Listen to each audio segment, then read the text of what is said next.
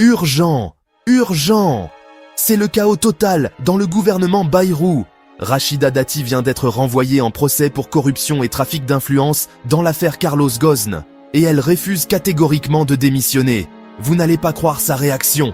Écoutez bien ça. Au lieu de faire profil bas, Rachida Dati contre-attaque et s'en prend directement au juge. Elle accuse les magistrats de marcher sur les droits de la défense. Une ministre qui attaque la justice française, du jamais vu sous la Ve République. Et là, c'est l'escalade.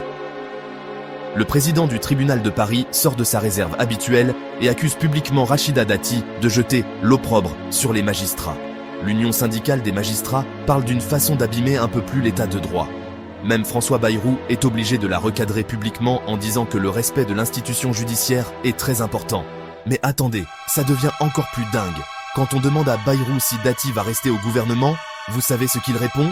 Vous lui poserez la question. Le Premier ministre qui se défausse sur sa propre ministre. Il a perdu le contrôle total de son gouvernement. Et pendant ce temps, Rachida Dati continue ses apparitions publiques comme si de rien n'était. Elle était encore hier à Avignon où les syndicats ont manifesté contre elle en criant « Nous aussi, on a des casseroles ». Une ministre poursuivie pour corruption qui continue à représenter la France à l'international. Mais le plus fou, c'est que les Républicains la soutiennent encore.